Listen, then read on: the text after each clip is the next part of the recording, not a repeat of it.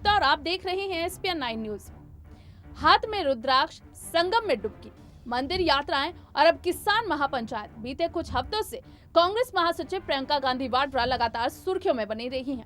माना जा रहा है कि प्रियंका के ये प्रयास उत्तर प्रदेश में पार्टी को फिर से जीवित करने के लिए हैं। उनके इन कामों से एक चीज और साफ हो रही है कि वो अब राज्य में जाति और वर्ग दोनों को संभालते हुए राजनीति करना चाहती हैं। कांग्रेस जाति और वर्ग को भारतीय जनता पार्टी के हिंदुत्व की बात को चुनौती देने की तैयारियां कर रही है।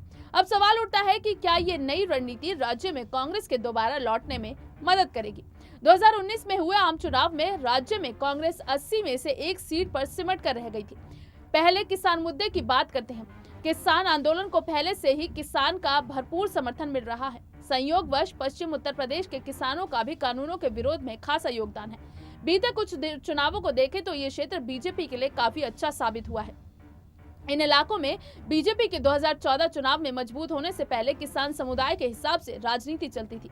इस समुदाय को 1960 के समय हुई हरित क्रांति के समय समृद्धि और जातीय पहचान मिली। वहीं इमरजेंसी के बाद क्षेत्र में राजनीति दलित हिंदुओं के आसपास आ गई। एकमात्र मजबूत राष्ट्रीय पार्टी होने के चलते कांग्रेस को नुकसान उठाना पड़ा, तो वहीं बीजेपी को भी 80 और 90 के दशक में राम मंदिर मुहिम के बावजूद जड़ें मजबूत करने में मुश्किलें उठानी पड़ी।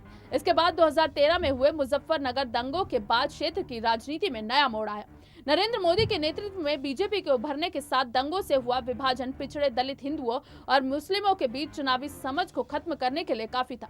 2014 से ही 2017 और 2019 में धार्मिक एकीकरण ने बीजेपी के लिए बढ़िया काम किया, लेकिन इसे किसान आंदोलन की वजह से काफी चोट पहुंच रही है। साफ तौर पर यह बीजेपी के लिए एक सिग्नल और विपक्षी दलों के लिए उम्मीद की एक किरण है।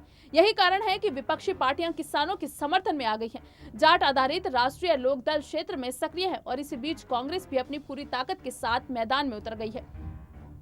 नई रणनीति की एक झलक तब देखने को मिली जब प्रियंका समेत कांग्रेस के बड़े नेता गणतंत्र दिवस पर हुई हिंसा में मारे गए सिख किसान की याद में आयोजित कार्यक्रम में रामपुर पहुंचे थे। इसके बाद भी वे किसानों से जुड़े कई कार्यक्रमों का हिस्सा बनी। कांग्रेस शायद अपने नेता की उदार धार्मिक छवि पेश करने में लगी हुई है। यही कारण है कि संगम स्नान, मंदिर यात्रा के अलावा प्रियंका ने सूफी समाधि पर भी अपनी उपस्थिति दर्ज कराई थी।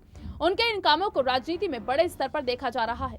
वहीं बीजेपी भी इससे काफी चिंतित है और लगातार मामलों पर नजर बनाए हुए है।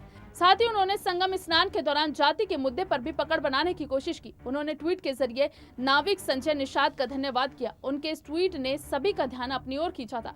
कांग्रेस का मानना है कि वे पहले की तुलना में राज्य में एक मजबूत संगठन के तौर पर उभर गए हैं। साथ ही उनके पास प्रियंका गांधी पर यूपी पर केंद्रीय नेतृत्व भी है।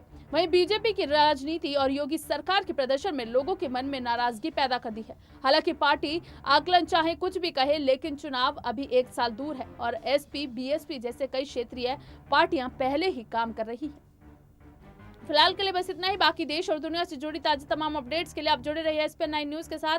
और अगर आपको हमारा ये वीडियो पसंद आया है तो इसे लाइक, शेयर एंड कमेंट जरूर करें। साथ ही साथ हमारे चैनल एसपीएन 9 न्यूज को भी जरूर सब्सक्राइब करें।